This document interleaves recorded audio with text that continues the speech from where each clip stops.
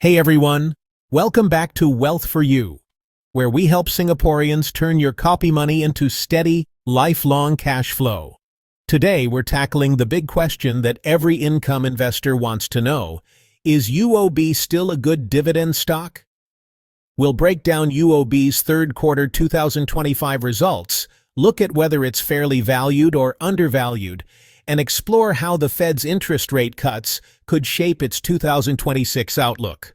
So grab your kopi or kaya toast and stay till the end, because I'll share what Singapore income investors should really consider before owning UOB in your dividend portfolio.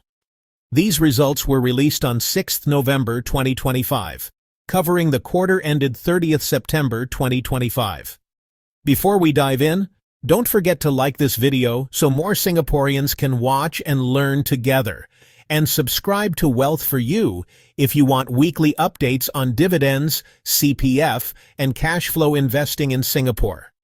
Just a quick disclaimer: this video is for education and general information only.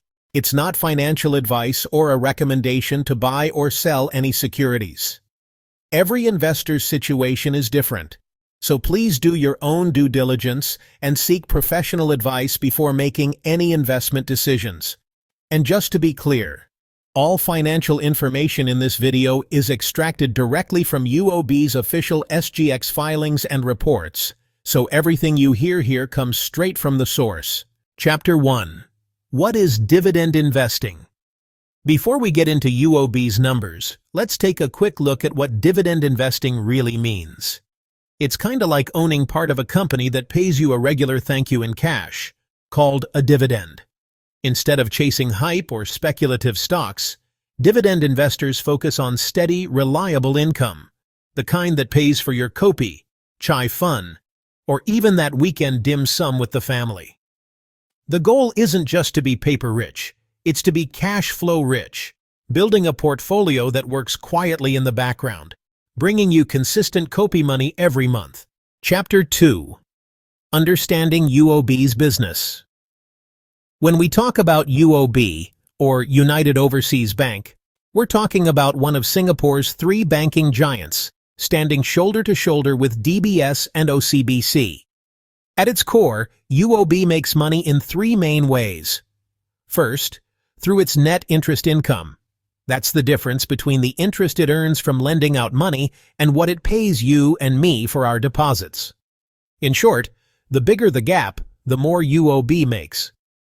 Second, it earns fee income, which comes from services like wealth management, credit cards, and trade financing for businesses. Every time a customer takes a loan, swipes a card, or invests through the bank, a little slice of that activity adds to UOB's earnings. And third, there's treasury and investment income.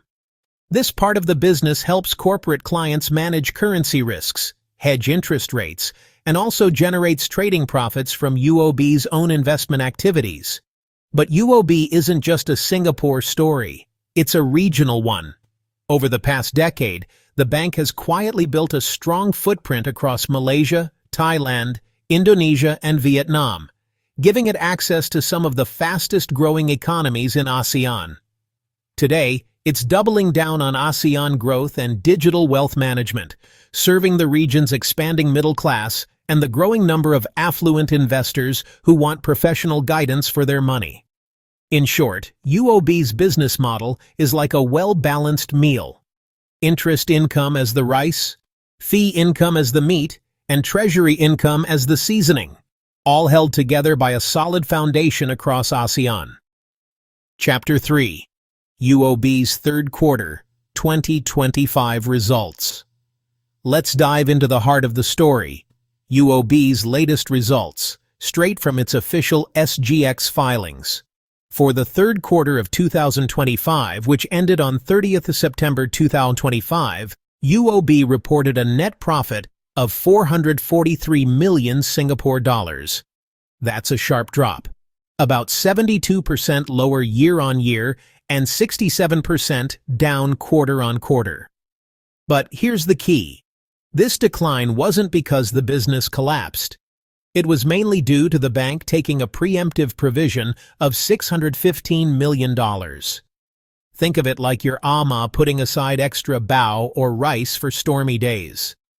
UOB essentially built a safety cushion, mainly for its U.S. and Greater China commercial property exposures, a prudent move in a more uncertain global environment. Even after setting that aside, operating profit still came in at $1.9 billion, just 3% lower than the previous quarter. Its net interest income, which measures how much the bank earns from lending, was $2.3 billion, down slightly as net interest margin slipped to 1.82% with falling benchmark rates. The bright spot? Fee income.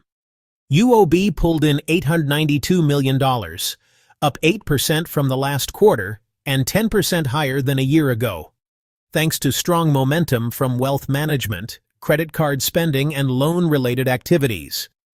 On the asset quality front, the non-performing loan ratio stayed steady at 1.6%, showing that borrowers are generally keeping up with repayments. And UOB's CET1 capital ratio, which measures financial strength, held firm at 14.6%, well above regulatory requirements. Most importantly, management assured investors that the 2025 final dividend will not be affected by these provisions. So in short, profits dipped this quarter, yes, but it was a strategic and cautious dip. UOB chose to strengthen its defenses rather than chase short-term gains. Its core business remains resilient, fee income continues to grow, and its balance sheet remains one of the strongest in the region. Chapter 4. Is UOB overpriced or undervalued as of 7th of November 2025? Now that we've seen the health of UOB's engine room, let's talk about the price tag. So, how much is the market actually willing to pay for this Singapore stalwart? As the market closed on Friday, 7th of November 2025, UOB settled at $33.86 per share. This price pegs the bank's total value, its market capitalization, at around a hefty 56 billion Singapore dollars. This is definitely a heavyweight in our local financial scene. When we look at the numbers income investors care about, UOB presents a compelling picture. It's trading at approximately 9.67 times its earnings and a mere 1.1 times its book value. Meanwhile, it's managing to squeeze out a robust return on equity of around 12%. What does this translate to? For a bank that's generating double-digit returns on its capital, a healthy sign of management efficiency, while trading so close to its intrinsic book value, UOB is best described as fairly valued, perhaps even slightly undervalued. It's not exactly a budget-like chai fun with 2 veg and 1 egg kind of bargain, but it's also not atas like a $15 smoothie bowl. It sits comfortably in between, a solid, dependable choice that offers resilience without the premium price tag. At this level, investors are essentially buying into a well-managed, resilient franchise at a fair valuation. Chapter 5.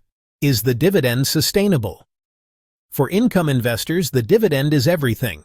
And here UOB offers solid reassurance. At the $33.86 closing price, the trailing dividend yield stands around 5.2%, while the forward yield for financial year 2025 is estimated at about 6.7% based on total dividend projected of $2.27, a very attractive level for a blue-chip bank. There are 3 reasons this payout looks sustainable. First, management assurance. UOB has made it clear that the $615 million preemptive provision will have no impact on its 2025 final dividend. That's a direct confirmation from the CEO that their 50% payout policy remains intact. Second, the provision is one-off. The drop in net profit to $443 million came from a strategic non-recurring buffer, not from weakness in the core business. Operating profit is still $1.9 billion, and fee income is growing strongly. In other words, UOB is being cautious, not in crisis. Third, capital strength.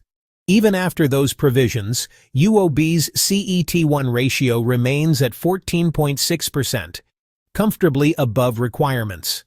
The bank clearly has ample capital to weather challenges while maintaining dividends. In short, UOB isn't stretching to pay dividends, it's paying them from a position of strength. With a resilient business and disciplined management, the current dividend policy looks both stable and sustainable going forward. Chapter 6. Future Prospects and How Fed Rate Cuts into 2026 Could Affect UOB. Let's look ahead, because understanding where UOB is going matters as much as where it stands today. The 2026 outlook will hinge on two big forces: UOB's continued regional expansion across ASEAN and how global interest rates shift as the U.S. Federal Reserve keeps cutting rates. Now here's the good part. UOB's franchise stays strong, with steady growth in trade finance and wealth management across the region. Its capital position is rock solid, CET1 at 14.6%, liquidity coverage at 143%, and funding ratio at 116%, like having extra rice in the cooker, ready for tougher times. The income mix is improving, with more earnings from wealth and card fees instead of relying only on loan margins. And management confidence remains high. Dividend policy unchanged, and the share buyback continues. But the road isn't without bumps. The main challenge is margin pressure. With the Fed's rate cuts, UOB's net interest margin could ease to about 1.75 to 1.8%. Slower global growth could also dampen loan demand, especially if ASEAN or China cools further. And the bank continues to watch its exposure to U.S. and Greater China commercial property, the same reason it built up provisions earlier. So, what do Fed cuts mean for UOB? In the short term, lower rates squeeze margins. In the medium term, cheaper credit may spur borrowing and reduce defaults. And in the long run, success will depend on how well UOB grows fee-based income and keeps costs under control to maintain its dividend strength. So the Fed's rate cuts are like your morning Kopi O, less foam on top, not as strong a kick, but still rich and satisfying if brewed right. With its prudence, solid capital, and growing fee income, UOB looks well prepared for whatever blend 2026 brings. Chapter 7. What Singapore income investors should consider. If you're eyeing UOB for dividend income, here are 3 things every Singapore investor should keep in mind. First, dividend sustainability. UOB's forward yield of around 6.7% is respectable for a bank its size, and management has reaffirmed its payout policy, a clear show of confidence. But if profits stay weak for too long, the payout ratio could climb, leaving less room for future increases. Second, margins and loan growth. With global rate cuts already happening, UOB's lending margins will likely tighten. To keep earnings steady, the bank must rely more on loan volume and fee income from wealth, cards, and trade finance. These will be its new engines of growth. And third, economic conditions. Both Singapore's and ASEAN's growth will directly shape UOB's ability to sustain dividends. A healthy economy means stronger loan demand and fewer defaults. But if growth slows, payouts could turn more conservative. As always, this isn't a buy or sell call. It's for education and awareness only. So please do your own due diligence and make sure any investment fits your goals and comfort level. Final thoughts. Step back, and UOB's third quarter 2025 results paint a clear picture of a prudent, resilient bank. Profits dropped sharply this quarter, but by choice, not by accident. UOB is shoring up its defenses while keeping dividends intact and capital strong. At $33.86, investors get roughly a forward yield of 6.7% yield based on projected dividend payout of $2.27, a 1.1 times price to book, and a 12% return on equity, a balanced mix of safety, stability, and steady income. So, is UOB still a good dividend stock? For investors who prefer dependable cash flow over speculation and value strong fundamentals and consistent payouts, yes, UOB remains a reliable dividend anchor in Singapore's banking scene. Whether your dividends pay for prata, bak kut teh, or bubble tea, remember the golden rule. Focus on quality, stay consistent, and give your investments time in the market, not timing the market. If you found this video helpful, like it so more Singaporeans can learn about dividend investing, and subscribe to Wealth for You to keep growing your copy money safely and steadily. This is Wealth for You, helping you turn every paycheck into purpose and every dividend into freedom.